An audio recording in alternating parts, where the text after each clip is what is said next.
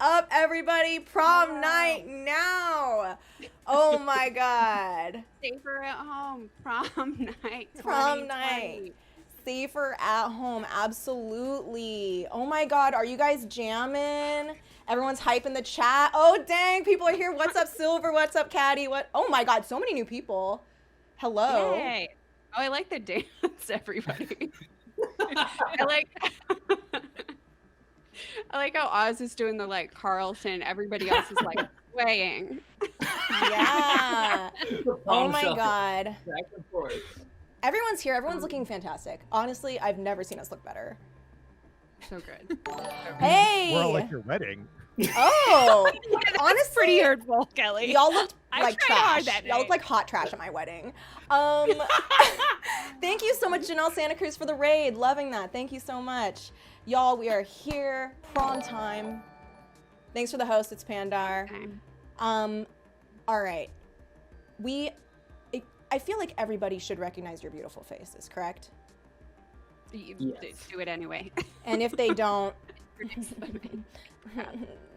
Oh, should we do it like, hey everybody, welcome to Teen Creeps, the live program about YA Pulp Fiction. I'm one of your hosts, Lindsay Katai. I'm one of your hosts, Kelly Nugent, and today we are joined by not one, not two, not three, but four very special guests. Thank you so much, Andy Campbell and Cameron Rice, for the hosts. Appreciate that. All right, first up, you may be looking at his little suit jacket. Now, you guys might not know who I'm talking about because people are dressed the same. Yeah. He's wearing a tie. Uh-oh. He's wearing a patterned button-down shirt. Uh-oh. He is What now? comic book writer and host of the Nintendo Cartridge Society podcast. Podcaster and Low-Dunk correspondent Patrick Ehlers is here. Hello, Patrick. Thank you. Hey, Patrick. Wait, I'm make so sure. excited for this. I want you to say your like favorite '80s phrase. Oh, my favorite '80s phrase? 10, 9, 8, 7, 8, 6, 7, 5. 6, 5, 4, 3. Cowabunga! Woo! Oh, yeah, that worked. That was perfectly on brand. Yeah. Oh my That was God, perfect. beautiful. I mean, we're gonna put that on your gravestone because you're dying tonight on stream. I thought we were going to tell him. Can you imagine? Ugh. If we killed me on stream, first of all, you had to break quarantine to do it. Of the two crimes, breaking quarantine and killing you. In for a penny, in for a pound. You're right. Oh, hey, Calixty, thanks for that, You're gonna do it host. Okay, you may recognize her. She's sitting in what looks like a boutique that sells $65 candles.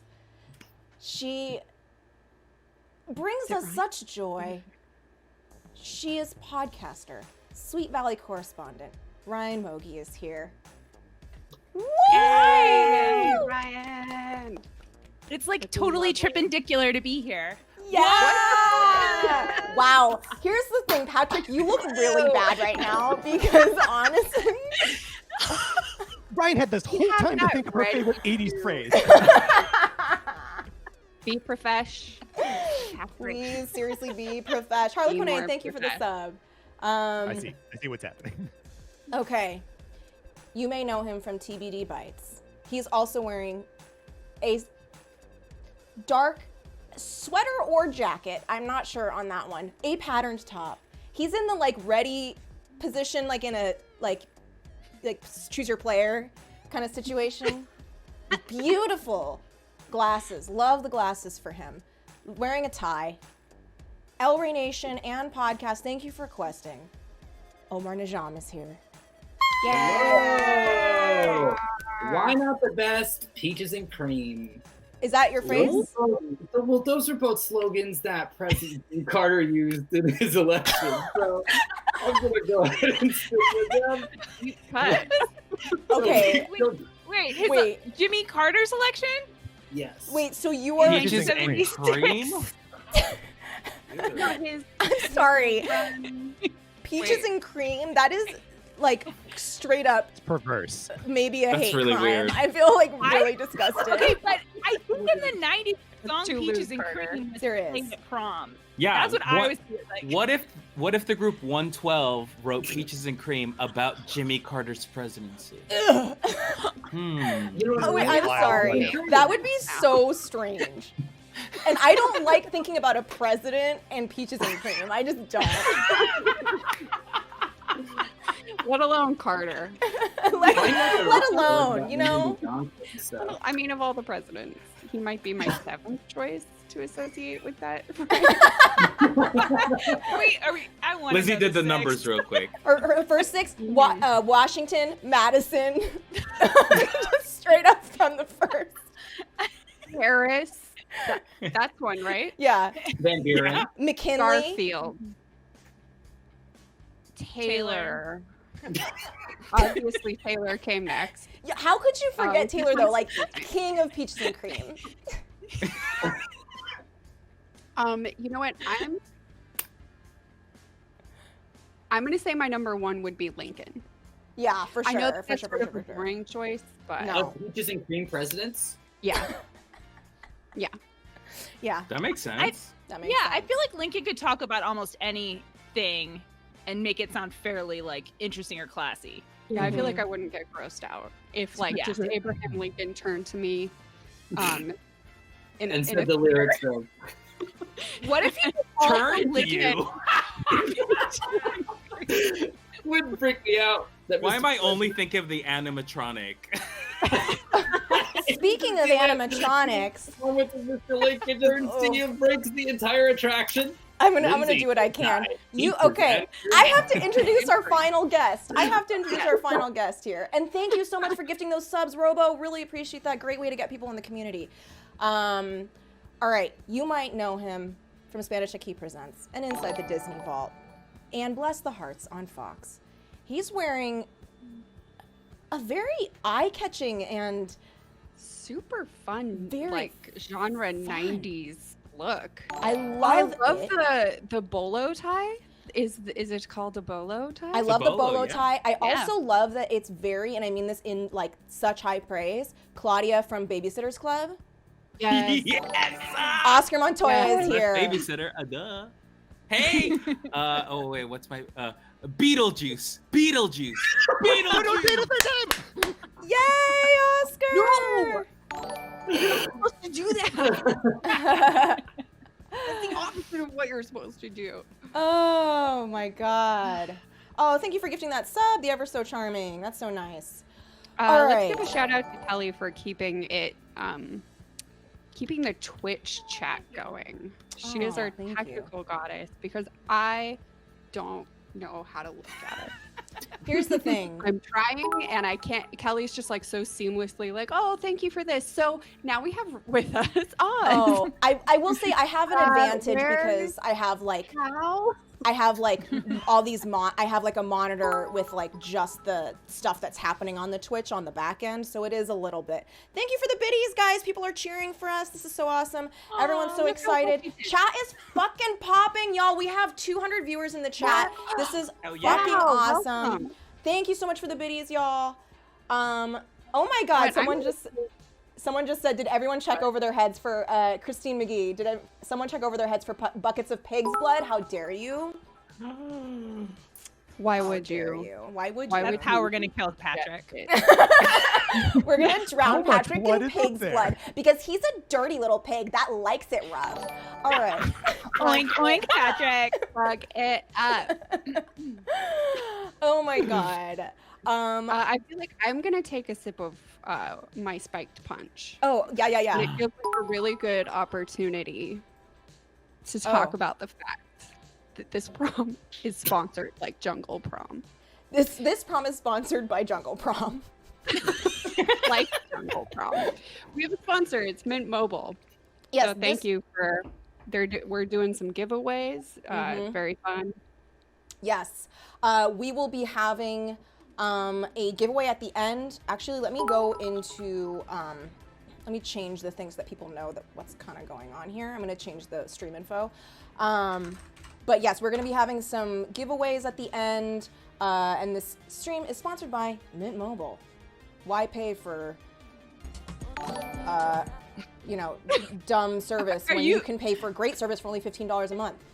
Yeah. Okay. It really sounded like you had that one down, Kelly. Thank you. Actually, that was specifically their note on how to read the copy. Like they were like, pause like you're thinking of what to say, and then just say something really dumb. You nailed it. You should feel like Lindsay was definitely prompting you to do it in this moment and not bringing it up. Yes, let the chat think you're failing. Run to the email to make sure that you're getting the talking points correctly, rather than later, as Lindsay had in mind but did not say out loud. Great, fantastic. Okay. Well, no, it's a good service that's inexpensive. One of my friends, Patrick, uses it. That's me. It's great. Yeah, we use it. We love it. One of my other friends, me, uses it. Yeah, my only friend, me, uses it. My most important friend, me, uses Mint Mobile, $15 a month. Thank you so much, Dottie Sade, for gifting all those subs. Really appreciate that. Great way to get people to know about the channel. Wow, we just got attacked, Lindsay. Ashlita says, is the giveaway trivia? If it is, my answer is the Rapture. Wow. That is rude, and I do not appreciate it. You dumped a bucket of pig's blood on my soul just now. They're all gonna laugh at you. They're all gonna laugh at you. All right. So we have some very talented actors. Right? We do, right? I mean, if you guys are bad, this is gonna suck. I did King and I twice in 1 year. Like for friends? Wait, did you say I was in the King and I, or I watched the King and I? He said I did it. You did. You did it. Two performances? Oh. I'm not gonna elaborate, but Right. I did the King and I twice in 1 year. Yeah. You're thriving. I'm confused but impressed. Oh my God. Okay, so each of you, basically what's going to happen tonight, guys, is that Lindsay and I have written an original story. What's it called, Lindsay? Prom Dance? Great. The name that we thought up 5 minutes before sending it out to our actors. And did not include in the email to the actors? No. No, we didn't do that, did we? We did not. It was after I emailed that I texted you, what is it called? Oh, okay. And then you laughed. Also, we didn't change the title page. Yeah. So before we read, we do want to note that we are giving away some Mint Mobile stuff and some Teen Creep stuff after we read. So you better stick around if you want those things and watch the read, because that's how we're tricking you into staying. Yeah, we're like that person, that like girl that like buys drugs for her friends so that they hang out with her. Okay. Except instead of drugs, it's affordable phone giveaways. So Lil Raincloud wants to see everyone's full outfits. I will volunteer just because I am proud of what's happening. So I am covered in blood. Oh my goodness. Congrats. I am like, thank you so much, guys. Like, honestly, like, how did I get here? Not without you. So I gotta show. Okay, because show me. On my shoulders is giant. Flamingos.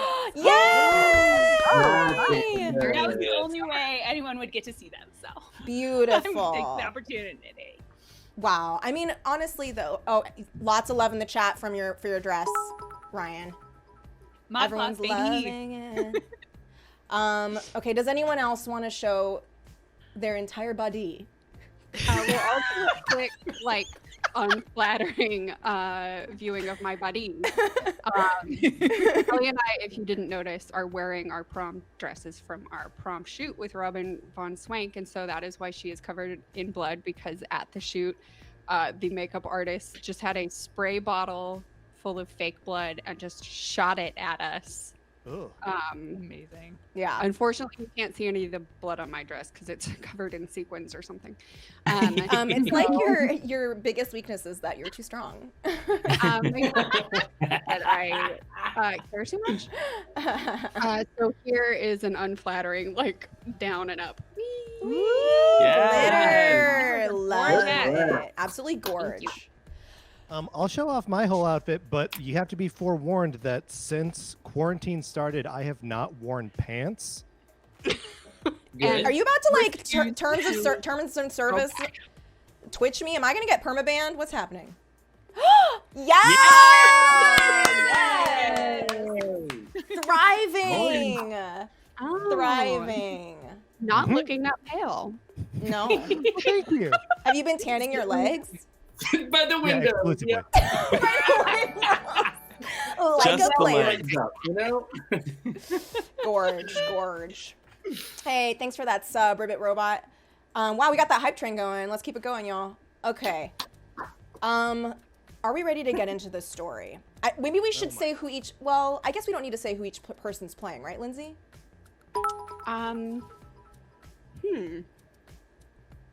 No. I don't think so, huh? No, because we introduced them so Yeah. thoroughly. Okay. Forgive my looking down at my phone to read all of this. No problem. You're allowed to look wherever you want. I didn't memorize our 38-page script. Oh, I hope all of you guys are off We book. have not opened it. I did We not haven't know opened it, so this is 38 gonna be. Yeah. Oh Also, yeah, you're in Let's for do it. just to let you guys kind of know what's going to happen with this story.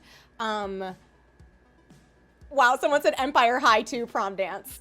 Lindsay, No. Justin Cross. Never. I'd rather try to think of the word rapture for 20 minutes again. So how this is kind of going to go is, oh, people are like, I'm hyped for all the introductions of everyone to everyone. Glitter heart. Shut up. I don't need this. I don't deserve it. I don't need it. Now more than ever in these uncertain times, I don't deserve this. So what's going to happen is we're going to perform this. Our talent has not seen this yet. So it's all a cold read for them. They don't know what's going to happen to their characters. They don't know. All they know is like names and like vague character descriptions. Then we're going to get to a point where you guys are going to get to vote on what happens in the story. And after the vote happens, we will finish that and then we'll do our giveaway. So that's kind of how it's going to go. All right. I just realized I could look at the script on my computer. You absolutely can. It is within the realm of your abilities. I'm allowed. Okay. Are we ready to get started? Hang on, now that Yes. I have Like, it's done the okay thing to that open makes it now? more sense. Oh, and then Lindsay, Yes. since while they're opening it, since you and I are doing the narrator part, do you want to start or do you want me to start?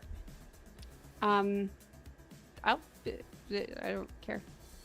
Okay, you start. We should plan these things ahead of time. You start. Me start? Fine, I'll start. Okay. Hell yeah. Everyone. Okay, let's see here. All right, do we all have our scripts ready? My script is open. Oh my god, I'm Open. so excited for your acting! And again, please stick around after the story because we have 3 Mint Mobile giveaways and they are coming with bonus Teen Creeps add-ons. Yeah, and So. these Mint Mobile giveaways are pretty tight. So you're gonna want to stick around for that, for sure. All right. Are we ready to get started? Yes. How's the, y'all, how's the, people in the chat, how's the, is the music too loud or is it okay? Oh, I forgot there's music. There is music and it's like, down, down, down, down, down, down, down. All right, people are saying it's good. Some people don't hear, some people don't. Is the music? Okay, whatever, it's fine. No, Okay, it wow, should be turned everyone's fucking loving it. Okay, let's get started. Okay, great. All right. Chapter 1. Amy Sinclair ran. The hallway was dark and her footsteps echoed behind her. He was coming to find her. She had to hide. A door. She pulled. It wouldn't budge. She tried another. Again, nothing. A door at the end of the hall stood open. She ran through it, slamming it behind her. Cold fingers wrapped around her throat and hot breath puffed in her ear. Beware the dress. Beware the dress. Beware the dress. The voice got louder and louder until it was a cacophony of sound, one blaring tone. Oh, I'm so sorry. That's your turn. It's fine. I was gonna let it go. Just keep I'm going. so sorry. I'm so sorry. I'm so sorry. I'm Just so keep sorry. Going with this part. Okay. Amy gasped and opened her eyes. What a dream! She remembered the spicy pizza she ate the night before. Acid reflux always gave her bad dreams. I should have had my bedtime cold milk before bed. That sound. Still blaring. A car horn. I'm late. Amy brushed her teeth, grabbed her bag, and raced to the beige Saturn S Series waiting in her driveway. Her best friend, Brenda Hoot, waved at her cheerfully. Hey, Rip Van Winkle. Oversleep? Amy smiled to herself at her best friend's interesting literary reference. Brenda was so good at reading books and had so much potential. If only she cared about school half as much as she cared about boys and the latest fad diet. What's the diet this week? Brenda put the car into gear, rolled her eyes, and groaned. Ugh, cabbage soup. I sure hope this is the one that does it. I have just got to lose these 2 pounds. Amy giggled, and although she didn't say so, privately agreed. Brenda had been 2 pounds overweight since they were kids. Amy flipped down the passenger's side mirror and tucked her auburn hair behind her ears, and then shuddered. Brenda glanced over. Ugh, and you look beautiful as always. And you're in the running for valedictorian? It's so unfair. What's unfair are my... Earlobes? Sure, if your earlobes were bigger, you'd be the most beautiful girl in school, no question. But I'd trade that over those 2 pounds any day. That's true. I suppose I don't have it so bad. My auburn hair is lustrous, and I'm tall without being intimidating to boys. My green eyes have an impish quality, like I'm remembering a secret. My pale skin is striking, but not in a way that indicates I'm some gothic or part of some other non-mainstream subculture. It's just my earlobes are too small. Every time I talk to a cute boy, the second I pull my hair behind my ears, I see the light go out of his eyes. And I'm on a diet. They pulled into the school parking lot. A boy crossed in front of Brenda's Saturn S Series. His dark, messy hair was curled carelessly over his forehead, and he clutched a messenger bag across his lean but muscular chest. He looked into the car, and his dark eyes locked with Amy's. Her heart beat harder as he stared at her with an intensity she'd never known. Something like raw fury flickered over his face, and his hands tightened around his bag strap, his knuckles white. A vein popped out on his forehead, and she could see him breathing hard. And then he looked away. Why had he looked at her in that murdery way? He didn't even know her. I feel as if I've just run a marathon. Who is that absolute hunk? Very intense. I like it. I'm starving. Classes went by in a blur, and Amy couldn't forget that boy. At lunch, she dreamily searched her locker for the brown sack that contained her pastrami sandwich on white bread, a side of ham jello, and a jar of milk. 2 kids walked by. She overheard them say her name and paused. Did you hear Joffrey and Amy are in the running for valedictorian? Joffrey and who? Amy, the girl with the... Oh, good luck with those earlobes. Amy felt tears pricking at the corners of her eyes and buried her head in her locker. A hand grabbed her shoulder, and she let out a yelp. Brenda leaned on the locker next to hers. Whoa, you're jumpy today. You'll be thrilled to know I've done some research. Boy research. You know, if you studied your books as much as the boys' swim team roster, you'd be... Class valedictorian, I know. But being beautiful, smart, and feeling invisible is your thing. Amy nodded, agreeing that those things were true. Brenda leaned forward conspiratorially. So get this. His name is Jason Frempta. He's a bad boy. Rich. Very rich. From up the hill. He goes to our school now because the all-boys private school he used to go to burned down in a mysterious fire. And he was the sole survivor. How are you Wow. just reading? Yeah. So not only is he handsome and intense, but he has a tragic and intriguing past. And he... Noticed you? Yep. Amy's locker banged shut, making her jump. Hey, what's the big... Oh, Jeffrey.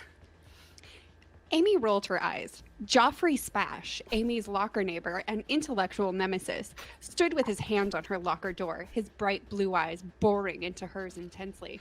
His white blonde hair was neatly combed and parted down the middle, and the muscles of his arm were inches from Amy's face.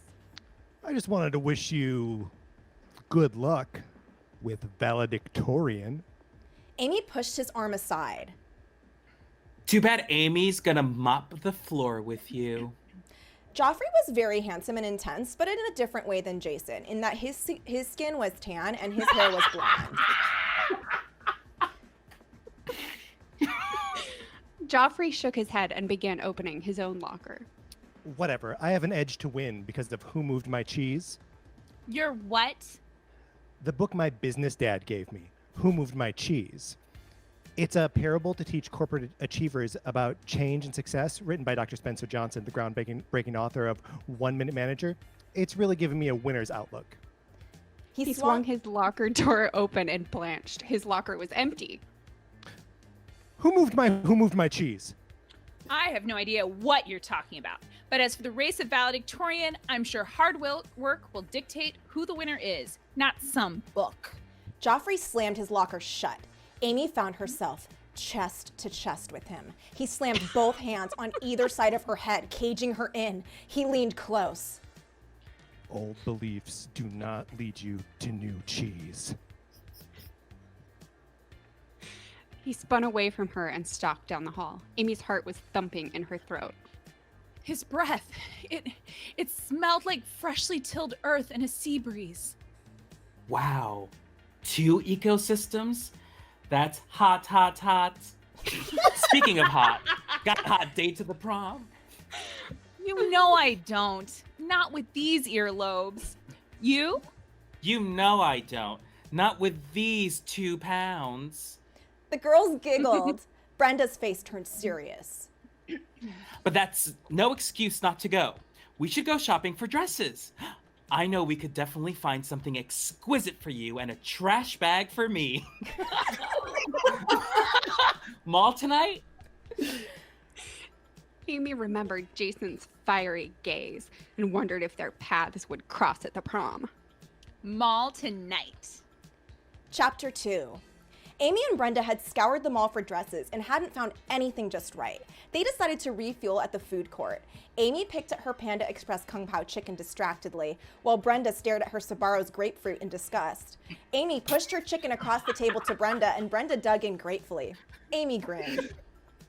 I just love how fun it is to share our snack items. I love it a little too much. Amy gasped. Oh my God, that's it! Prom potluck! What an innovative idea, Amy. Our prom finally has a theme. Prom potluck 1994. You are so creative, and I admire this about you. Brenda and Amy were not on a prom committee, but they were sure the idea would somehow be executed. They finished their lunch feeling reinvigorated with their new idea for the prom. They set out for the side of the mall that was always undergoing construction and noticed a new shop. Whoa, ribbons and threads? Never seen this place before. Look at all of this male and female prom wear. Brenda bounced with enthusiasm as they walked in. Amy felt a flutter of excitement as she took in the dresses. Beautiful dresses of every color lined the walls. Amy turned over the price tag of a sapphire blue number and gulped. Wait, Brenda, remember, we're lower middle class, and these dresses are decidedly upper middle class. That's what the sale racks are for, silly. Brenda pulled Amy toward a rack in the back of the store. These are a little plain, sure, but still pretty. Ugh, nothing that would suit me. This place probably doesn't even sell old wet trash bags. Amy nodded and held a pale pink number with cap sleeves up to herself. Maybe this? Is it too daring? Only if you live in a convent. Try it on. Brenda ushered Amy to the dressing rooms, and Amy tried on her dress. It fit fine and was decently pretty, but nothing special. Come on, Amy. Fashion show? Amy stepped out of the dressing room and shrugged. I don't know. It's Pretty and conservative. Just then, the front door chimed. Amy could hear hints of a smooth male baritone voice. Before she realized what she was doing, she walked towards the voice. Brenda followed. It's Jason. That handsome and mysterious rich boy with an intriguing past. I wonder what he's buying. Amy elbowed Brenda to be quiet, but it was too late. The new boy turned their way and once again locked eyes with Amy. The whites of his eyes grew and his sensual lips curled in a cruel sneer. Amy tore her eyes away from his and focused instead on his purchase. A cummerbund, is that for prom? He laughed harshly. This is a brunch cummerbund. Oh, we're trying on prom dresses. I was just telling Amy that she looked beguiling traditionalist in her dress. He stalked toward Amy, raking his eyes over her. He reached his hand toward her and ghosted the side of her face. He continued tracing her form, breathing really, really hard. Amy was sure he was about to touch her shoulder, but instead he flipped the tag of the dress and murmured into her ear. As I suspected, made in Milwaukee. How did you know I was born in Milwaukee? I moved here when I was 2. He smirked. I meant to dress, but thanks for your life story. He backed away and surveyed the store. He grabbed a satin emerald green dress with a fitted bodice and a daring neckline. He tossed the dress at Amy. I know I'm not used to it, but try something classy. A new shine of paint could make you a little less Ford Taurus and a little more Lincoln Town Car. Or Maserati. Let's not go crazy. Okay. The clerk finished ringing up his cummerbund. He threw several crumpled up $100 bills on the counter and vanished out the door. Whoa. Sexy. The dress and the guy. How rude. I've never been so insulted in my entire life. Being so rich, you'd think he could afford manners. Amy looked down at the dress in her hands and thought of the electricity she felt when he almost touched her face. I just really hate him. Brenda eyed the dress. But you're trying it on, right? Of course I'm trying it on. In the dress, Amy looked transcendent. Her lips looked sensual, her eyes were brighter, and she looked magical. Most importantly, it took the focus away from her unsightly earlobes. You looked perfect. Oh, I wish I could pull something like this off, but these 2 pounds would really show. Oh. Amy looked at the price tag. $199.99?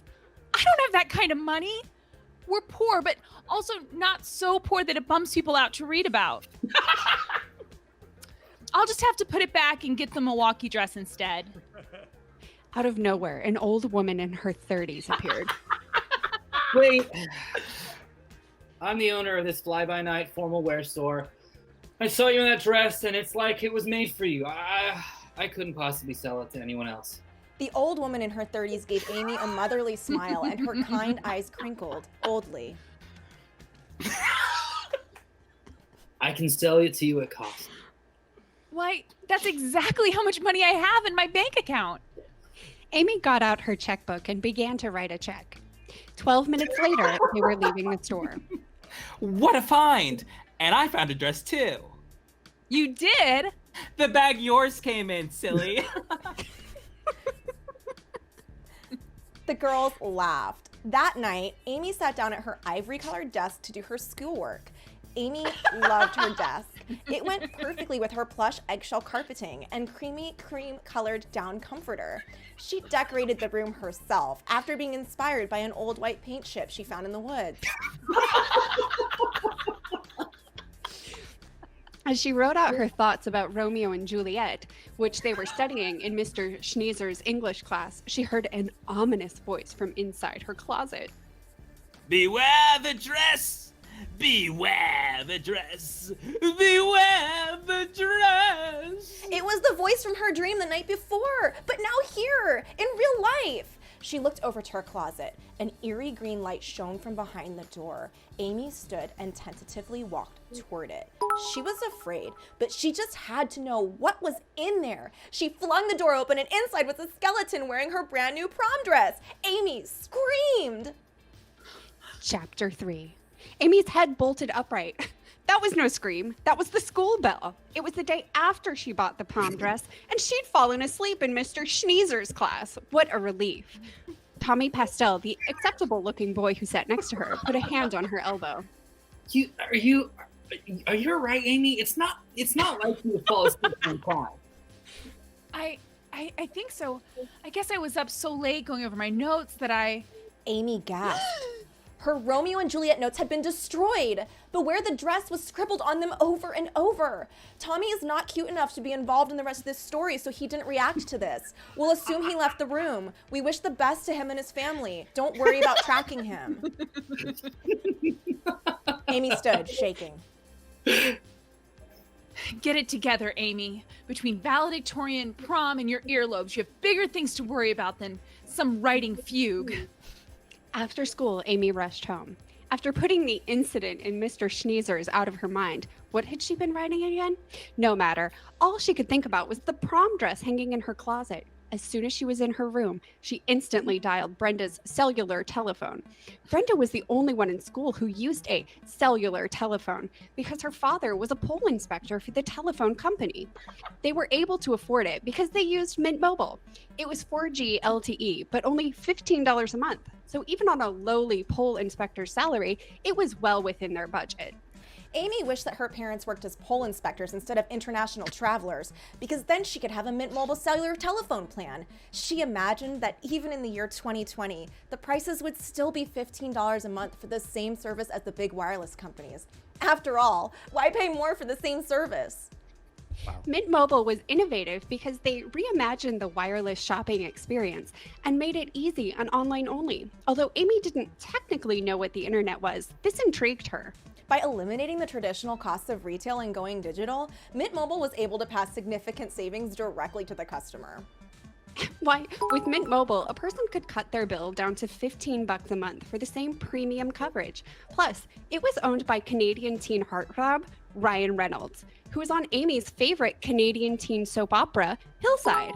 Amy thought about all of this long and hard and was startled when Brenda answered. Thank God you called. I've just been sitting here sipping cabbage soup and wondering if you've tried your dress on yet. I'm about to. Ooh, try it on while I'm on the phone. Amy rolled her eyes. That Brenda. Setting the phone on the bed, she took off her boring school clothes and slipped the dress on. The transformation was instant. Amy rolled her shoulders back, admiring her new confidence. She picked up the phone. Rich snob or not, that guy has good taste. Hey, Bren, my parents are out of town visiting the Bermuda Triangle again. Want to come over and order pizza? Suddenly, the halter straps of the dress, which showed off Amy's form, felt a little too tight. I'll come over, but only if we order cabbage pizza. Were the straps actually getting tighter? Amy struggled to hold the phone with one hand and loosen the straps with the other.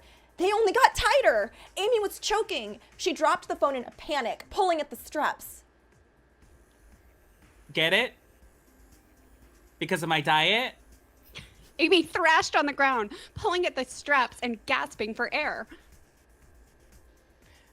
Okay, not every joke can be a zinger, I guess. Amy pulled at the tightening straps as spots twinkled at the corners of her eyes. She gave a final gasp as darkness closed in. Chapter 4. Amy gasped and sat up.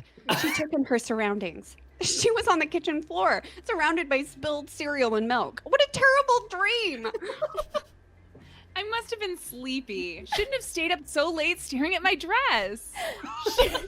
She stood, dusting stray cereal bits off her pants. She spied a torn scrap of paper on the counter next to a small gray object.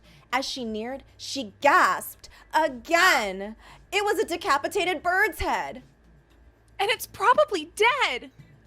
Her stomach lurched. She gingerly grabbed the scrap of paper and read aloud. You're next. She threw the scrap on the ground and ran to the sink. She barfed a little and then splashed her face with water. She felt much better. Kids need to stop playing such mean pranks. I can't believe I've been pranked. Amy looked at the clock. 8 p.m. She needed to forget this whole debacle. She picked up the phone to call Brenda's Mint Mobile cellular telephone, only this time for real. Chapter 5. Amy and Brenda collapsed into their usual booth at Burger Boys. Double chocolate malts are just what the doctor ordered. Brenda smiled up at their waitress. I'll have a cabbage. Okay. I'll have a cabbage and iceberg lettuce salad with ranch dressing and a side of cottage cheese. I'll have a juicy cheeseburger boy double, extra peppers, and a Coke. As the waitress left with their orders, Amy bit her lip and contemplated telling Brenda about her strange dreams and the decapitated bird prank, but she was interrupted by a loud whooping. It's the Rutabaga Boys. Our night just got a lot more raucous and silly. Patty, class clown and de facto leader of the Rutabaga Boys, slid in next to Amy and threw his arm around her. Johnny and Rico piled in next to Brenda. You ladies got dates for the prom? Yeah, real hot ones. The waitress arrived with the girls' food and looked at the boys expectantly. You got Rutabaga! The boys and Brenda cackled and Amy stifled a giggle. Their trademark joke never stopped being funny. You know what? Enough of this shit. This is my third double shift and you kids come in here every damn day asking for rutabagas. I don't know what kind of fucked up bit you're doing, but you're making a mockery of my livelihood. I don't have time for your nonsense non-jokes. One more mention of rutabagas and your ass is out of here. The waitress dropped the plates on the table with a clang. Bon appetit. Patty shrugged and grabbed 2 tomato slices off of Amy's juicy cheese burger boy double. He stuck them on his eyes. Save the dance for me because I've only got eyes for you. Even Amy burst out laughing this time. Patty's jokes were just too much. Mid-laugh, she froze. Her eyes were locked with a dark, piercing gaze. Jason! She could feel heat on her cheeks from the intensity of his stare. Brenda followed her gaze. Whoa, he's looking at you like he wants to tear you apart. Like, in a murder way. Like, in a sexy murder way. Speaking of spicy.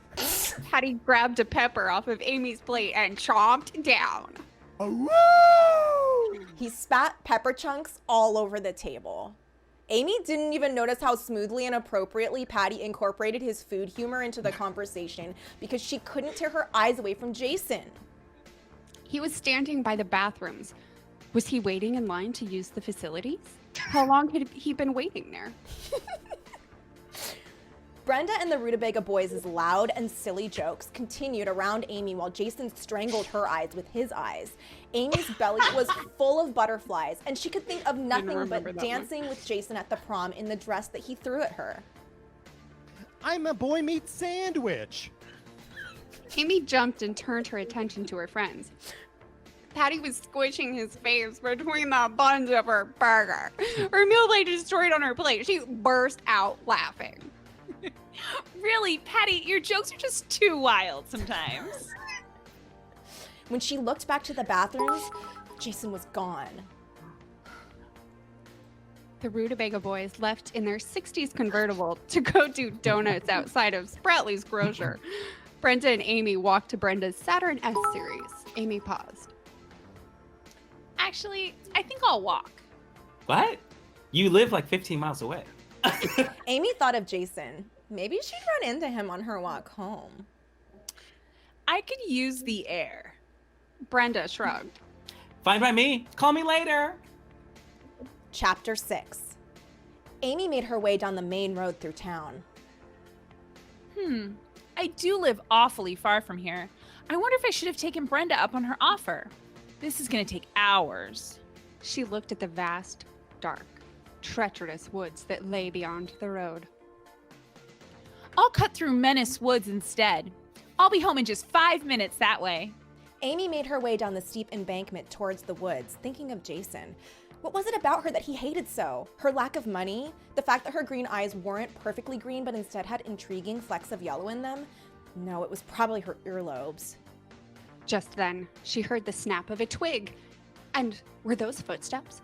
Not bothering to look or take a second to think about it, Amy ran. The footsteps followed. She ran and ran and ran. Leaves crunched underfoot. Branches reached out and scratched her face. A raccoon gave her a dirty look, but still, she ran. Suddenly, a foot grabbed her ankle and she fell, sprawled out.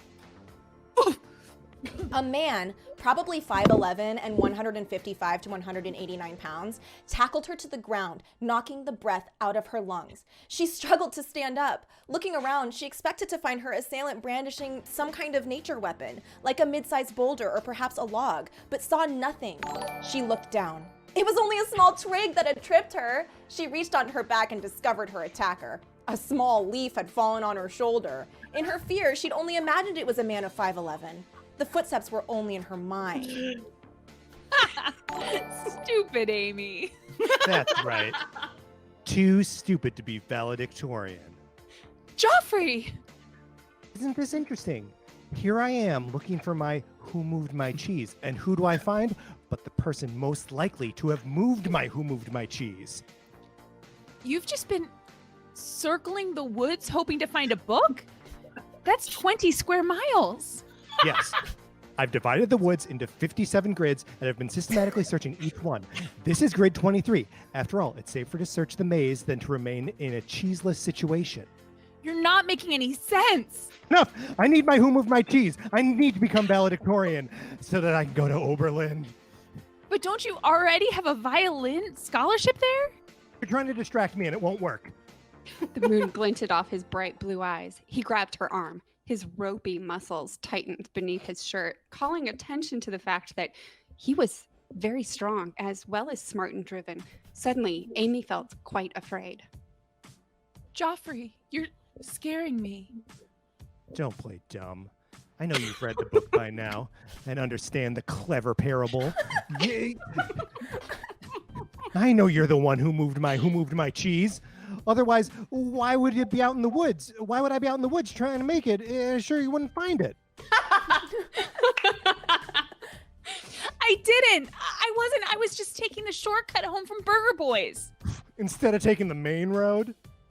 Yes, the main road would take hours, whereas a shortcut through the woods Would only take 5 minutes, yes. Joffrey held her in his grip for a moment longer, then shoved her away. He raked a hand through his thick, white blonde hair. Fine, Amy. Perhaps you're telling the truth. But I'm a sniff or scurry, so if you're a hem or haw, I promise you, you're finished. Finished! At that, he turned and began working on grid 24. I don't know what any of that means. Amy had to catch her breath. Although he sounded insane, there was something thrilling about his intensity. She found herself confused by their vaguely abusive interaction. Chapter 7. At home, Amy was still trembling from Jason's murder gaze, Joffrey's murder grip, and all that running and falling. I need to calm myself down with a cold glass of milk. Stat. Up in her room, Amy set her glass of ice-cold milk carefully onto a coaster, which was on her desk for that exact reason. She went to her closet and opened it, sighing. It really is the most beautiful dress. Carefully, Amy took it off its hanger and stepped into the skirts. But when she pulled the zipper up, a stabbing pain shot up her back. She screamed. Pulling the zipper back down, she screamed again. She pulled the zipper back up and screamed yet again. She must be doing something wrong. Gritting her teeth, she zipped it back down one more time, hoping that would do it, and howled with pain. Something dawned on her. It was probably the zipper itself that was hurting her. To test her theory, she zipped it back up once more with shaking hands. It was the same stabbing pain because that's how zippers work. Gulping for air and sobbing loudly, she readied herself and zipped the dress down one final time and let out a ragged wail. She stepped out of the dress. Drops of blood hit her beautiful alabaster carpet. Oh no, my beautiful alabaster carpet. Examining the dress, she found a needle had been glued onto the zipper. Kids need to stop playing such mean pranks. I can't believe I've been pranked. Chapter 8. Amy limped up to her locker the next day at school, still shaken and pretty injured from the stabbing prank. Brenda, eating cabbage soup out of a crock pot with a wooden spoon, joined her. Wow, kid, you don't look so hot. Amy told her about the dead bird prank and the needle prank because for some reason, Brenda driving her to school isn't a consistent practice, and Amy was only just seeing her now. Hearing about it, Brenda laughed. That's hilarious. Kids are so crazy with their pranks. But don't you think it might mean something? Maybe if it had happened 3 times, because that would make it a pattern, but only 2 times? That just makes it funny. Amy sighed and opened her locker. Inside was a dead cat hanging from a noose, flies buzzing around its lifeless eyes. Blood pooled at the bottom of her locker, ruining her 3 copies of Romeo and Juliet. Amy screamed. Oh no, Mittens! Who? Looking closer, Amy realized that it was only a stuffed cat and that the blood was just ketchup. The buzzing that had sounded like flies was merely the buzzing of the overhead fluorescent lights. And as to why she thought she literally saw flies, there are many studies on how stress can make you see things, probably. Oh, right. I don't have a cat. Look, there's a note. If you had a cat, this would be that cat. To be clear, this is a threat. Amy gasped. How awful. This makes the 3rd prank. Someone really is out to get me. Actually, when I think about it, the dead bird head and needle were more like half a prank each. So this only makes 2 pranks. So it's still technically funny. Oh, yeah. I guess that makes sense. Sure does. Now, let's head to the cafeteria for lunch. This crockpot is real heavy. Chapter 9. Amy munched on her ham salad sandwich, still thinking about the funny pranks that kept happening to her, when a firm male hand slapped the sandwich out of her hands, sending it flying. Amy looked up to see who was connected to the confident male hand. Jason J. Frempt. I heard that was your name at least. You shouldn't be putting that garbage into your body. Walk with me.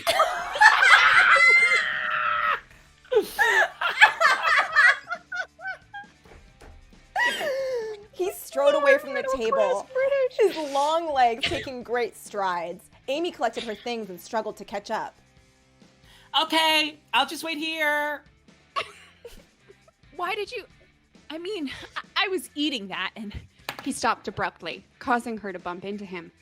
The bump was electric. He turned to her. Listen, do you want to go to prom or not? His hands were shoved into his pockets, and was he actually blushing? Yes, I'll go to prom with you. Great. I'll pick you up in a luxury vehicle at 7. You'll know it because it'll likely be the only luxury vehicle on your street. With that, he stomped off. What just happened? And what am I going to eat now? Chapter 10. At home, Amy sat on her bed in her undergarments, looking at her closet door nervously. She was dying to try the dress on again, but the cuts on her back still stung, and she remembered the pain of the funny needle prank that she'd been remembering since it happened. Stealing her nerve with the exciting thought of Jason's harsh prom invite, Amy took a deep breath and opened the door. She had a boy to impress after all. The dress hung innocently on its hanger. Amy looked it over for additional pranks. No needles. She breathed a sigh of relief and stepped into it, zipping it up painlessly. Woo! She ran her hands over the deliciously verdant satin, noting what a stark contrast it made with her powdery room. Maybe it was time to explore other colors. Lavender, perhaps, or even lilac. The thought made her flush with its brazen daring. She'd better get out of this dress before her thoughts began to run wild. She stepped out, placed it carefully back on its shop hanger. Suddenly, she felt an itchy burning sensation on her back. What could it be now? She'd already checked for needles. Besides, itching is not what needles do. Amy turned her back to the floor-length mirror on the back of her closet door to see if she could find a spider bite or other itch thing. But then, when she looked in the mirror, there was no spider bite. There was a rash on her back, and it spelled out the word bitch backwards so she could read it in the mirror. How could this have happened? The doorbell rang and Amy quickly got back into her polo and khakis, covering the bad word. She raced downstairs and opened the door to find Brenda weighed down by food supplies. She looked at Brenda quizzically. Are you breaking your diet? Amy, don't tell me you forgot we're working on the prom potluck today. I'm such a dolt. I've been distracted by the dress and that I forgot about our awesome theme, which we still need to run by the actual prom committee or literally anyone else. Well, let's put a pin in that. Come on in. In the kitchen, they stirred, sifted, folded, added, minced, chopped, queered, beat, warmed, chilled, let set, put in proving drawer, sauteed, fried, air fried, flash fried, slow roasted, pressure cooked, and basted. Amy was determined to forget the funny pranks and just make the best banana casserole the school had ever seen. But just as she was totally focused on the task at hand, Brenda stopped her. Amy, what's that? I thought it would be fun to write Prom Potluck 1994 in frosting. No, Amy, look.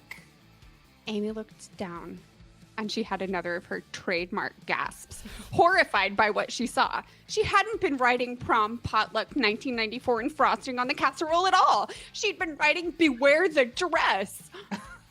What a funny prank.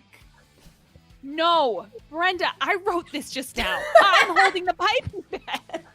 I get it. You're pranking. You're a prankster. No, I didn't even realize I was writing it. Your sense of humor is so wild. You're so, out there. No, Brenda, something really spooky is happening. And I don't know why, but I feel like it might be connected to my prom dress. I don't see the connection. Chapter 11. Well, it was prom night now.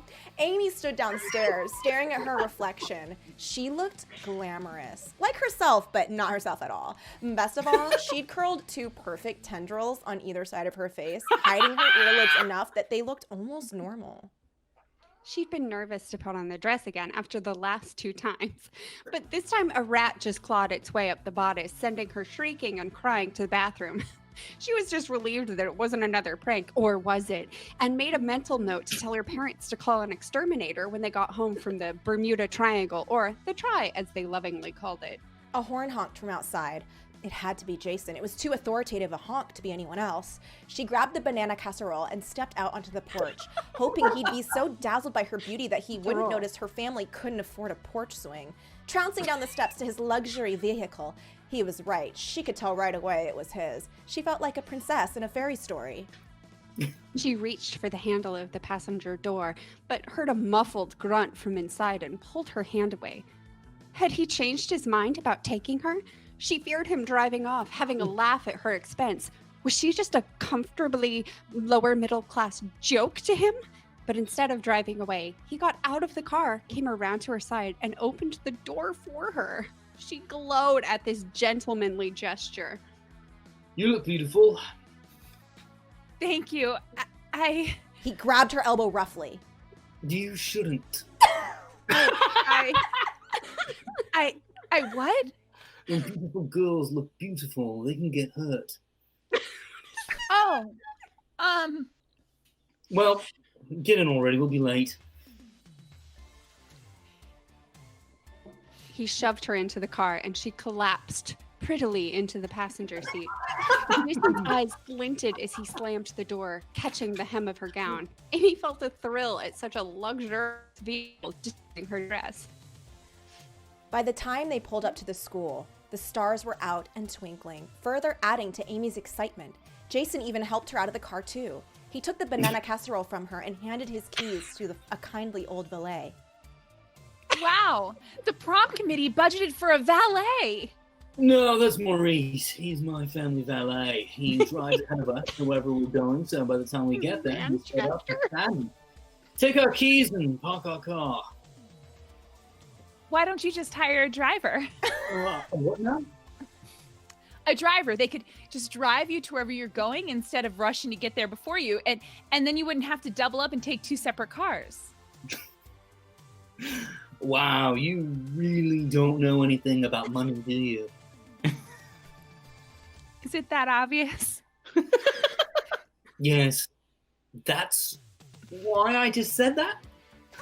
Amy stared wonderingly at him as he spoke in hushed whispers to Maurice, presumably about the best place to park the car. Amy couldn't make heads or tails of Jason. He asked her to prom, but also he seemed to actively hate her. Who was this confusing brute? Was she even safe with him? She should hate him back, but remembering his tragic backstory and various ropey muscles, found that she couldn't. Inside the gym, Amy marveled at the amazing job the prom committee had done. It looked like a wonderland, mostly because they'd chosen the theme of Alice in Wonderland instead of prom potluck.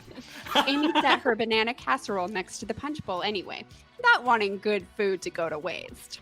Jason seemed to be taking a long time to coordinate with Maurice, so she looked around for Brenda, finally spotting her 2 feet away on the other side of the punch bowl. Hey, Bren, I was looking all over for you. You should have known just where to look. Right by the food. Brenda, you look amazing in your dress. Did you lose 2 pounds? Brenda was wearing a gorgeous, strapless, shimmering red gown with a deep slit up the side like Jessica Rabbit in the 1989 Robert Zemeckis film Who Framed Roger Rabbit. No, it turns out the weight was just my great breasts. That's amazing, Brenda. I'm so happy for you. Yeah, I'm moving to Paris next week to compete in an international fashion model competition. The girls smiled and bobbed their heads appreciatively to the music. Wow, this music is tops. I can't believe they got the Rat Stranglers to play their rocking new metal reggae tune. Not only are they the most popular band in school, but they are also the winners of this year's Beach Battle of the Bands. It's totally groovin'. So, where's your troubled hunk? Oh, Jason? He's talking to the valet attendant. What valet attendant? Suddenly, Joffrey appeared. Amy hated to admit it, but Joffrey looked dashing in his midnight blue tuxedo, which really brought out the whites of his hair and the tans of his face. What do you want, Joffrey? I don't have your business book. Well, you don't you? Well, how about you prove it by dancing with me? Fine, I will. I have nothing to hide. Joffrey roughly took her hand and dragged her out onto the floor. There he pulled her close, looked deep in her eyes, and then leaned his cheek against hers. He put his hand on her waist, and Amy felt her pulse quicken traitorously. It was the hand he used to write notes with, his strongest hand, and Amy felt like a pencil he was determined to use to get ahead, but a beautiful pencil, like a Ticonderoga. Did Joffrey think of her as more than just competition? They're crowning the valedictorian at 9. Jesus.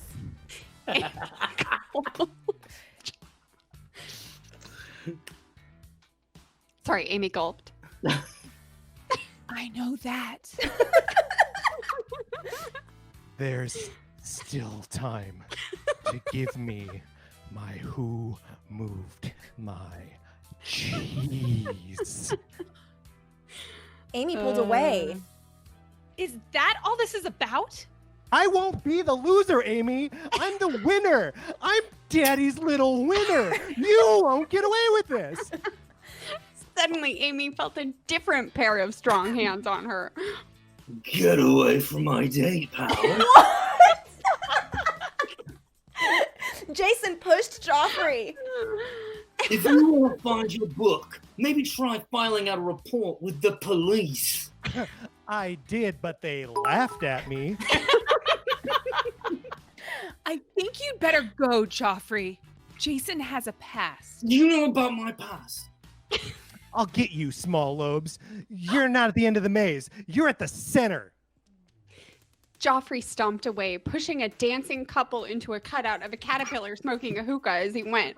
Jason embraced Amy and began to dance with her, looking deep into her eyes. How did you know? About your past? Brenda told me. Who? Brenda, my best friend. She's been around for every interaction of ours. I guess I only had eyes for you. Really? I thought maybe because you... Oh, never mind. It seems so silly now. Amy closed her eyes and leaned in to kiss Jason, but she felt herself jolted backward. We can't, Amy. This is wrong. Tears formed in Amy's eyes. I'm so embarrassed. I have to get out of here. Amy, no. I won't let you get away from me. What are you talking about? You just rejected me. Arg! I literally don't know what is happening at any given moment with you or with Joffrey. And now it turns out Brenda was banging this whole time? Let me go. Amy ran, or she didn't know where she was running. She just ran. Okay, and this brings us to the poll. Where Now. does Amy go, y'all? Where does Amy go? Okay. You guys are doing such a good job. It's really, truly, like, really beautiful. I'm so pleased. It's all in the writing on. It's the work. Yeah. It's the work. It's just like living through us. It's so good.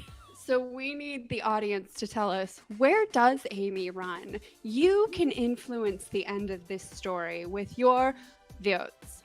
All right, so the votes are the school pool, the woods, the abandoned mansion that we've never mentioned before. To vote for the school pool, type in ! vote pool. For the woods, ! vote woods. For the abandoned mansion that we've never mentioned before, !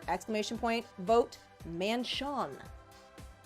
Mansion. Let's get those votes going, everyone. Wow, chat is fucking popping, y'all. Wow. Votes are coming in. Votes are coming in. We are truly honored by your guys' talent. Thank Truly. you so much. Omar, that accent Oh is my god. Incredible. inspired. I mean, my first thought is amazing, and my second thought is why. Truly. That's actually how I sound. I have to put on this affectation Oh. to try to get past into You know hellish what? That does makes a lot of sense. It makes so Well, much- you So need you to are do things Jason. so many women with that other accent. I Yeah. feel like you wouldn't be able to get anything done. yes, you have to cover it. I can't work on my spec scripts with all these women. They just show up. All right. Okay. The votes are closed, I believe. Yes, votes are closed. Vote is closed. Vote is closed. All right, y'all. The winner is the abandoned mansion that we've never mentioned before. I can't say I'm shocked. I can't say I'm shocked either. Hey, John Hex Plays, thank you so much for gifting those. Appreciate that. Okay. Abandoned so- mansion. That I will say, close second was school pool, because I think people wanted to see a little bit of shirtless boy action. Ooh. I think you like They the have- rhyme. School pool. School pool. We'll never know. School pool. All right. All right, so actors, you can just keep reading. Keep reading. Mm-hmm. Great. All right. Chapter 12. After giving it some thought, Amy eventually realized she was running to the only place no one would think to look for her, the abandoned mansion on the bad side of town that was rumored to be haunted by the ghost of Anthony Freit, the nephew of Milton von Freit, founder of Frightington, where Amy lived. Surely, there she could collect her thoughts and heartbreak in peace. Amy eased the ancient door of the crumbling Victorian home open. Hello? Is anyone here? The house was silent. Amy breathed a sigh of relief. I knew those rumors were just silly ghost stories. But a voice called out from the dark. You voiced your last inner monologue, Amy Sinclair. Amy gasped. Who's there? Joffrey? Jason? The waitress from Burger Boys who hates our jokes about rutabagas? None of those. But that last one was a good guess. It would have been a satisfying payoff to what seemed like a minor interaction, but no, it's me. From the shadows emerged a familiar face. Amy gasped. The old woman who owns ribbons and threads? What are you doing here? It was the old woman in her 30s from Ribbons and Threads. Forgot about me, huh? Even a waitress warranted for suspicion. You never even guessed that it was me sabotaging your dress. You were the one pranking me? Look, could you please stop calling them pranks? But why? Why did you put the needle and the itching powder in the dress? And the rat. Don't forget the rat. Oh no, that was a prank too? They're not pranks. The threats. The threats. I'm sorry. Why have you been threatening me? Revenge. Revenge.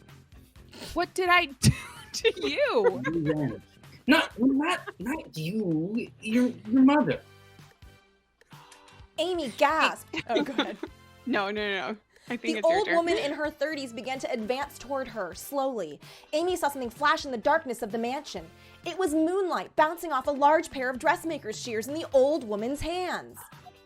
You see, I went to high school with your mother and father. Senior year, your father was my boyfriend, not Sandra's. Who's Sandra? It's your mother. Do you not know your own mother's name? I just think of her as mom. Well, I think of her as boyfriend stealer. I was his prom date, not her. But when he saw her get crowned valedictorian that night, I saw something change in his eyes. Her book learning bewitched him. He broke up with me. The next day, they were married, and a year later. Oh, and they were married a year later. He broke up with me the next day, and they were married a year later. But why come after me? They got married so young because your mother got pregnant with you. If you hadn't come along, I would have had a chance to steal him back. But that's a crazy leap in logic. No one is making any goddamn sense lately. And now, here you are, your senior year, probably about to be crowned valedictorian, just like your mother. History repeats itself, but not if I don't let it. She lunged at Amy with the shears held high. They sliced through the air with deadly accuracy, but Amy somersaulted out of the way, able to dodge the sharp blades on account of being an award-winning gymnast as a child, although she no longer competed. I put in so much work in me, so many long hours. First, I had to start a formal wear shop. The paperwork took ages. I had to incorporate, hire an accountant. After that, I had to bide my time until they began construction on the mall and storefronts vacated so that I could claim one. What is now Ribbons and Threads used to be a Crown Books. Then I had to wait patiently for you to decide to go to prom day after day. I watched for you, watching one teen after another try on my beautiful dresses. And finally, you arrived. Isn't that a bit much just to... I was desperate to get you in a dress, any dress. And that honey boy threw that emerald green one at you. It was my chance, so I offered it to you at cost. I would have just bought the pink cap sleeve dress even if you hadn't. And that's when the real work began. In addition to the fake work of running the dress shop, while you were at school, I will put my "Be back in 5" sign on the door, and I'll race to your house. Couldn't you have just closed whenever you felt like it? I had an affair with a locksmith years earlier and knew how to fashion a skeleton key that would open any door in the city. With it, I was able to get inside at the bird's head. Then I ran back to my store. Then on another lunch break, I planted the needle. Then I ran back to the store. Then the next day, I took a breakfast break instead of a lunch break and hung a stuffed cat in your locker. Then the next day, I took a lunch again and carefully applied glue to the dress, spelling out the word bitch backwards. Then I sprinkled some powder on the glue, thus marking you with the derogatory term, but backwards because I knew you'd have to look in the mirror. Then I ran back to work, and then there was the poison. There was poison? And then a number of days later, I figured you out in the dress whom I had been training to love the smell of satin.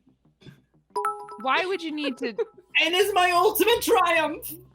I placed subliminal messages throughout the gym so that your subconscious would tell you to flee at the first sign of a stressful situation and hide here in Anthony Fright's abandoned Victorian mansion. Please, you don't have to do this. You little idiot. You think I'm going to open a necklace shop and run with skeleton keys and dead animals and itching powder just to let you go now? No, Amy, no. Amy, it's time to die. The old woman lunged at Amy. Amy grabbed a haunted oil painting off the wall behind her and threw it at the woman, momentarily knocking her off balance. Amy ran up the stairs, crying for help. But who would hear her here in this abandoned mansion on the bad side of town? The old woman clawed after Amy, finally grabbing her by the ankle, pulling Amy crashing down onto a step. As she fell, the ancient stairs gave way, and the two of them fell through the floorboards in the basement. You did this, watchers. Luckily, Amy fell onto a couch, but the poor old woman had been impaled on a cracked plank of wood. There were other endings that we wrote, but you chose this one. Blood oozed from the corner of her mouth, which was pulled into a horrible smear. Even in death, her spinster face was full of hate. Outside, the growing cries of a siren neared. Amy heard footsteps up above. Help had arrived, but she had to be hallucinating because just before she passed out, she thought she saw someone who looked exactly like Jason. Chapter 13. Amy's eyes fluttered open. Her head ached and the room was so bright. Looking around, she realized that she was in a hospital room and Jason was holding her hand.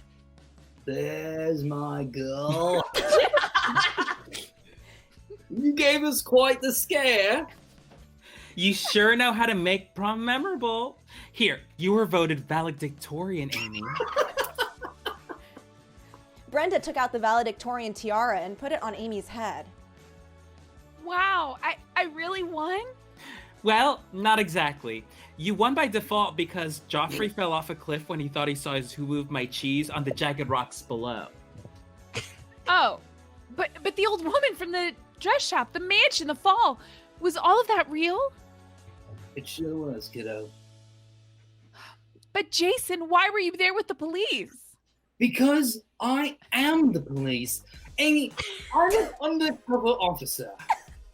Just then, Maurice, the kindly old valet at prom, walked in. Maurice, the valet at prom? What are you doing here? That's no valet. That's my partner, Detective Mark Ringo. Sorry for the subterfuge, Amy. We had to keep our undercover identities. I couldn't enroll at the school because I'd never pass on account of being an old man in my 30s. I've been investigating Miss Twinklethorn, the spinster shop owner, for money laundering for months now.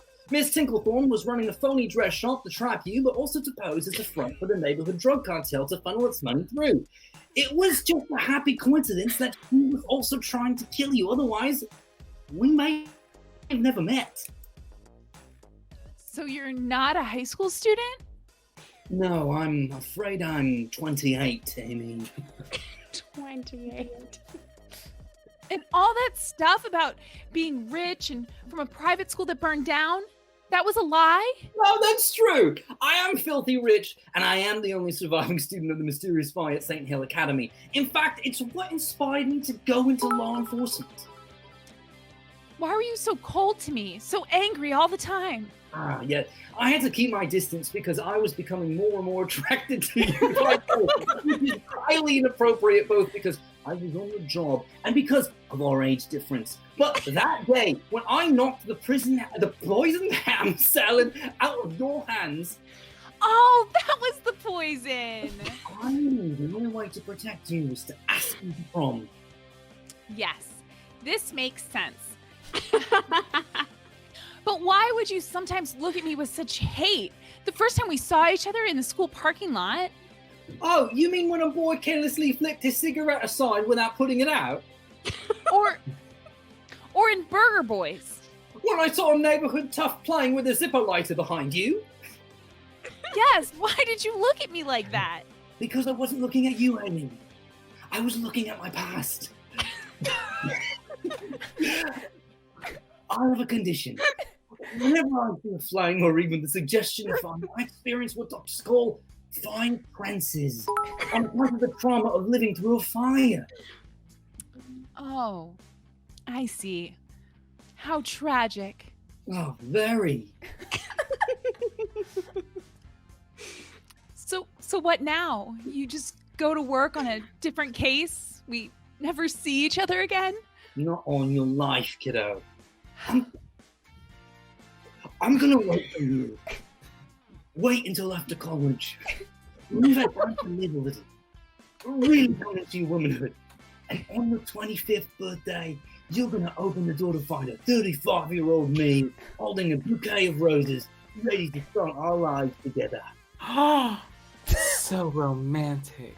And you could love me, even with my small earlobes. I love you because of your small earlobes. Wow.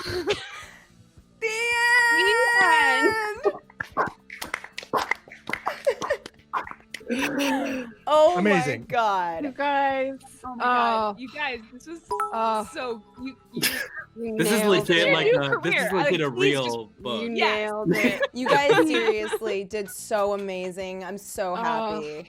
We could not have asked for better actors. That was Truly. exactly how I envisioned it when I Yeah. was writing. And I mean, Kelly, honestly, the same. Some of the acting choices I did not envision, but when they happened, I was like, it's like a dream I didn't know I had. You know what I'm saying? That's what's so beautiful about collaboration is that everybody adds something to the artwork. Just making it fuller. Just making Yeah. it fuller. Yeah. Making it fuller. A fuller artwork. Thank you guys so So did anyone in much. the comments guess the killer? Oh gosh, Not we were that I reading the whole time. Not that I saw. It was a pretty good twist. Great quiz. Yeah, you. I did not see it coming. Oh, everyone's saying nope, nope, nope. People are saying they did not I see loved- it coming. Okay, I fair. loved Omar realizing That it was him. I loved Omar realizing that his character was a cop. Like he was like, oh no. Oh, I would have maybe made different choices, but you shouldn't have. I like that he was like DCI instead of like an American cop. Oh my god. Oh my god. Scotland Yard. Beautiful, beautiful work. Thank you guys Stylin's for. I love Justice for Brenda. She was the hottest one all along. Oh my god, she's a babe. She was the She hottest had those one great all breasts. True Yeah. We were Yeah. so happy. Those to 2 pounds were right in her do boobs. right by One her. pound Dude. each breast. 1 I mean, pound. I mean, if we're being realistic, it was probably like maybe one had a little more than the other, but Yeah, if we're gonna be realistic, it's like true 1.251, life. 1.2575. Yeah, for sure. Oh my god, people are saying they want to know what happens when Brenda goes to the international modeling competition in Paris. Yes. That should be our That's- sequel. yes. That's for the sequel. Yes. That's for the That's sequel. that's the next book in the sequel. Frightington series. Oh Yes. my god. Dude, this was amazing. Thank you guys so much for You coming on here. Honored us with What your a talent. blast. Really, really loved it. Why don't we start with Omar? Why don't you tell people where they can find you online? Yeah, you can find me at Omar Najam on Twitter and Omar Najam Film on Instagram. And thank you for Questing, a podcast with its improvised RPG stuff that Kelly's also on. Yeah. Thank That was you. Next up, why don't we do Oscar? You can find me on Instagram and Twitter at Ozzymo, OZZYMO. Yay! Okay, what about Patrick?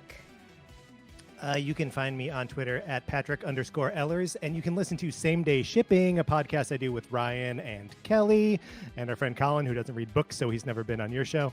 And That's true. He that's would like have been true. otherwise. Yeah, he truly doesn't read books. That He wasn't truly a doesn't. slam. Like, It he- sounds like a It was a slam. little bit. No, Right. but I mean, he has said it, and he It's has not his thing. he has expressed a desire to not ever be on the show. So it's not it's not a It's slam not on a him. slight.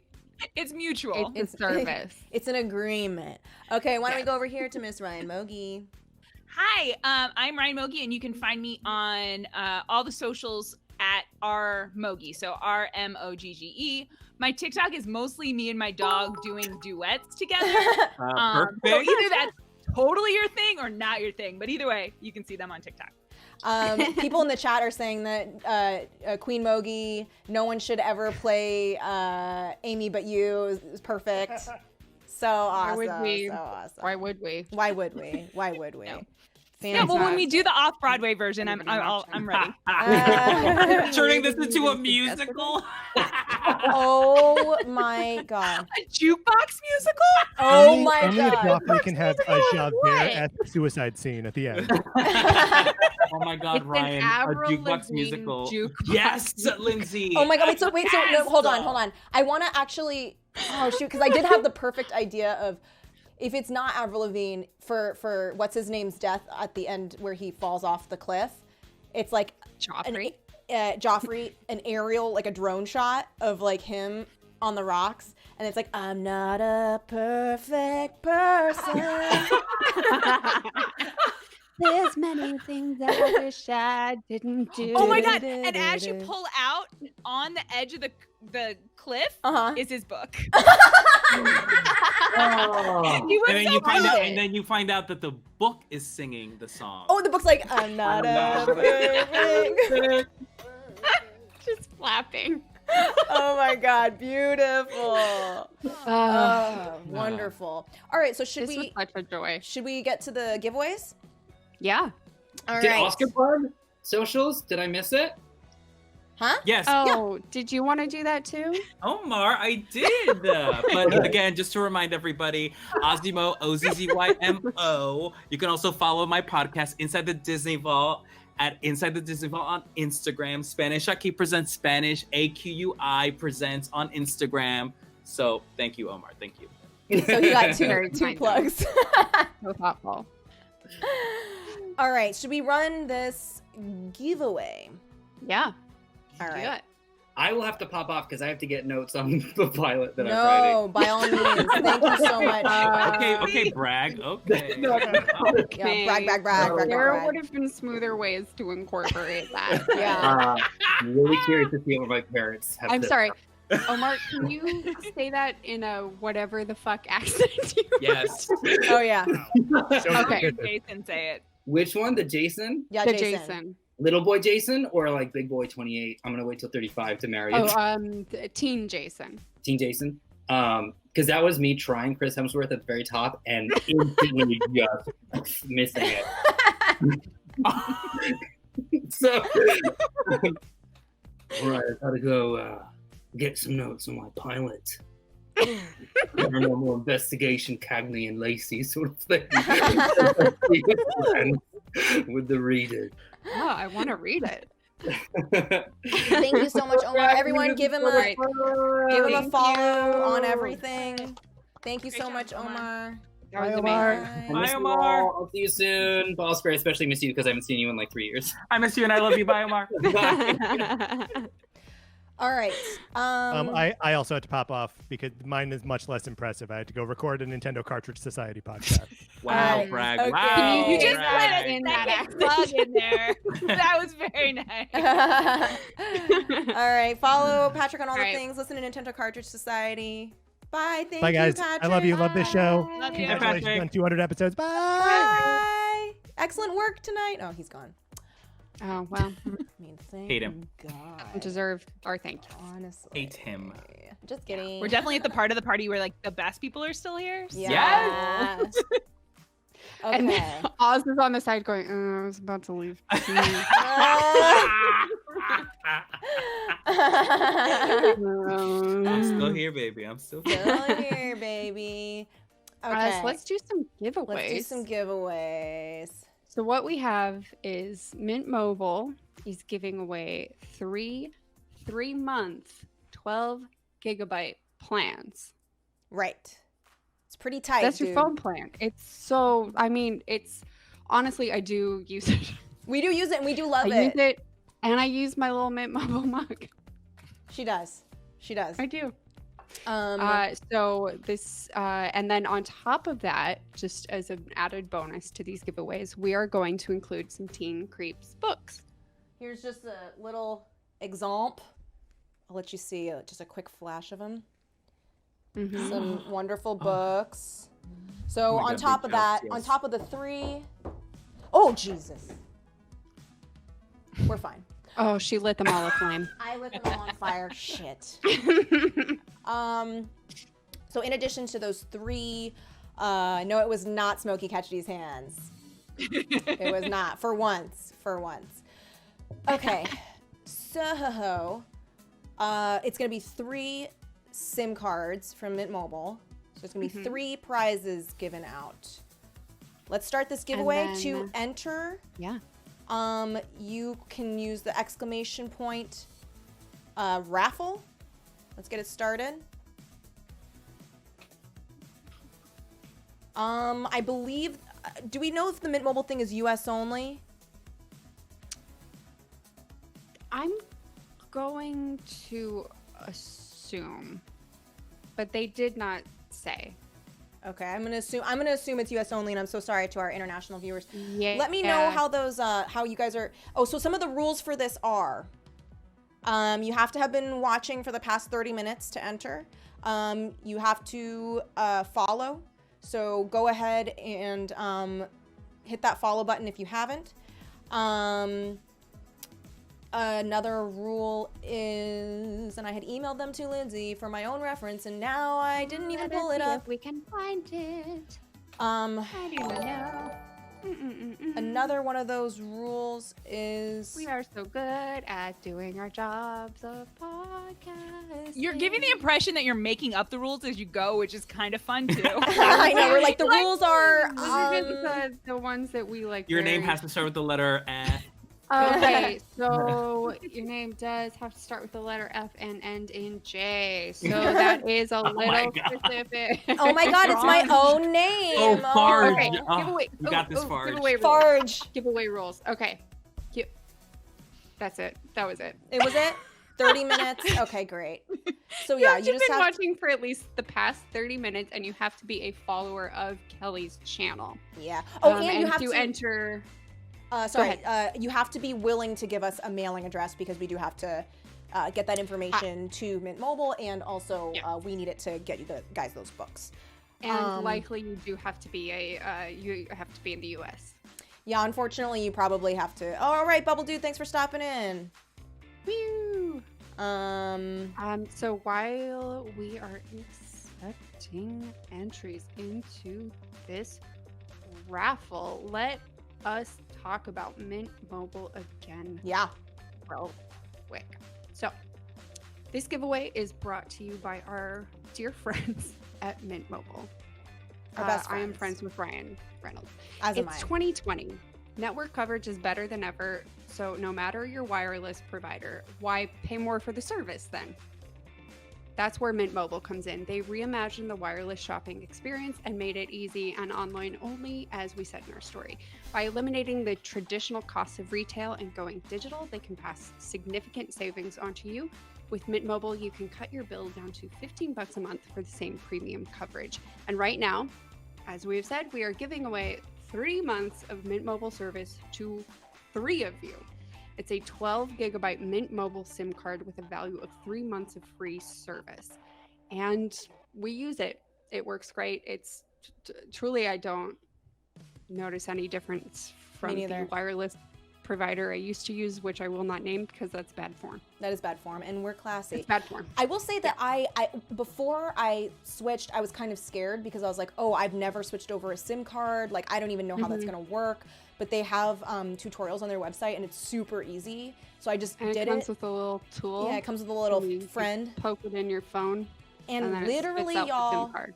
5 minutes. 5 minutes, and I was on Mint Mobile. And it was so, like, it was done, and I was like, well, now I'm not paying this other group $90 a month. Yeah, dude. I think I was paying $70 to $90 a month. Honestly, I want a Mint Mobile like revolution. Eat the rich, y'all. I'm ready for it. I do online banking. I do online phone provider. And if you don't win the giveaway, if you are interested in learning more, head to mintmobile.com/teencreeps, and you can get your wireless plan for just $15 a month. Again, that is mintmobile.com/teencreeps to get your new wireless plan for just $15 a month. That's 15, like, y'all. That's wild. That's wild. Yeah. We already planned for this prom, and then they were like willing to sponsor us, which was very kind. It was really, really cool. It was really cool. Thank you It's to sort of like our- how Jungle Prom got sponsored. by the He's environmental exactly like that. agency. Yeah. Mm-hmm. And I do get a free trip to Brazil. From That's what I was hoping to hear. Yeah. We're To become the country ambassador. talking about Mint Mobile and its positive effects on the rainforest. Oh, I wanted to say really quick to the chat, for those of you that are entering, I'm seeing some people give some advice here. Yeah, do the exclamation point, then raffle, and then I believe you have to do a space and then the number of tickets that you're trying to get. Oh, shite. You can no longer enter. Well, sorry. Interesting. Sorry, guys. Sorry. All right. So now. Do you like All right, the first person. Michael Leo 202. Are you active? Michael Leo 202? Let me know. Let me know if you're here. What's up? Are you the winner? Yes! OMG! You won! Yay! Yay, Michael Leo 202! All right, we will DM you to get that information from you. Or we can, yeah, we'll whisper you if you know how to do that on Twitch. Okay, we're gonna pick another winner.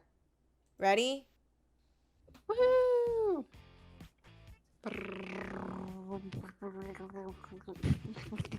Recky Sanchez! What up, Recky? Recky Sanchez! 3 months of free cell phone service. Nice. Yes. Who wouldn't want that? Woo, PogChamp. Yeah. Awesome. Good job, Recky. Okay, ready? One more. Lady Serrana. Congrats, Lady Serrana. Awesome.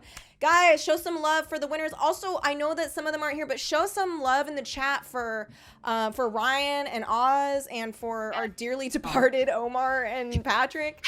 Gone but not forgot. Yeah. Who? Oh my God. Thank you. And also a huge thank you to our listeners. Like, we're very proud of the community that we've made, and you guys are really, really cool. And without you guys, we wouldn't be able to do this. So, huge Thank thanks. you. 200 episodes of Teen Creeps because you guys listened to it. 200. Also, if Thank you want to support us on and get some extra cool content, patreon.com/teencreeps, patreon.com/teencreeps. We got a lot of really cool stuff. We have like Depths of Hell Carrie minisode coming up with wonderful guests. And Oz joining us on that. Yeah, Oz will be joining us. People in the chat are saying that the Patreon is amazing. Yeah, look, this podcast is like our freaking lives. So, yeah. Thank you so much. Oh, hey Zach Reno's in the chat. What's up? Zach, Zach! Hi, Zach. You little sprite. All right. Well, thank you all so much. Thank you, Ryan. Thank you, Oz. You guys are seriously like some And of you our guys are favorite better people. than Patrick and Omar, clearly. Oh, that's all I wanted to hear. No, but Exactly, that's why.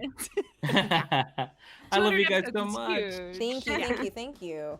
But like seriously, you guys were so freaking funny. I loved it. It was like could not have dreamed for a better cast. That was such a joy. Not only was it written perfectly, but the casting was top notch. It really was. All right. Thank you to Forever Dog. Yeah, thank you, Forever and Dog. Thank you again to Mint Mobile. Yes, thank you, Mint Mobile, for sponsoring this. We were so happy that you guys were excited about us doing this weird, very like strange concept. We appreciate it. Yeah, because it was really just we already had this planned, and then they were interested. So, Yeah. thank you very much.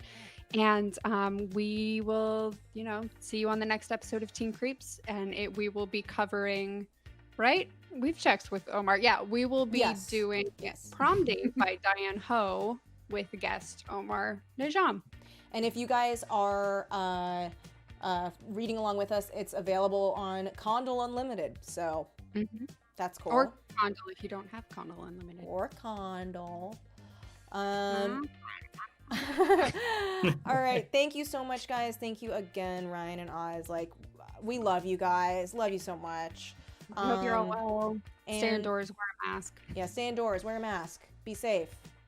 Alternatively, you don't have to do it at the same time. I mean, unless you like really care about other people and you want to sleep in it. Thanks, Scott Max. Thank you for being a really great supporter. Everyone freaking loved it, guys. Everyone loved it. Yeah. It was great. Oh, they So said we fun, don't you guys. want to recast. Come back for the sequel. Earth to Chad says no recast. Sequel. Why would we do that? The Stop books. suggesting it. Spooky Olive, just to clarify, the books are also going to. They're like part of the prize, the Mint Yes. prize. They're a bonus add-on to the already substantial prize. All right. Oh, Stylins on Birds likes your bookcase, Lindsay. Oh, thank you. Everyone's saying Brenda's sequel. Hero Brenda. Fred Wow. Rogers. That'd We've be got so Christopher good. Pike. We've got Buffy box set. Les Mis. You know. Stein and LJ Smith. Oh, some candles that a listener made for us. Little skeleton Oh, candles. We got yeah. since, like 2016 Those were really amazing. cool. that I refuse to burn. Me too. Mine are like staying pristine for the rest of my life. Yeah. All right. Well, thank you all so much. Happy prom. Happy prom. And also, I'm gonna just, shamelessly, if you liked what you saw, hit a follow. I stream all the time. Would love to see you guys back. A lot of Teen Creeps heads are hanging out in chat. It's a really fun, supportive place. Check it out. And oh, thank you, Robo. That's sweet. Man, everyone is like so happy. I'm so happy how happy everyone is. And this will be, I guess if you're here, you don't care, but it's available on VOD, like almost immediately. All right, should we head out? And for non like Twitch savvy people who don't use it a lot, who maybe just joined this time, that just means it's available on your channel. It just means it's a video on demand. So it's just if you missed it, you can just go to like if you only saw part of it, go, hey Keki baby, what's up? Keki crew sound off. You just go to past broadcasts and then click it, and then the entire thing is uploaded there, so you can watch it on demand whenever you want. Yeah. Relive it. Watch it with your family. Yeah, bring the fam. There's a in. lot of highs and lows. Hey, Tell bring- everyone. Yeah, tell Yeah. your undercover cop boyfriend. Wait patiently to get through college for something so gross. Like every night he's just thinking of Amy. Trope. All right, thank you so much, guys. We love you. All right, thank you so much, guys. Love you. Bye. Bye.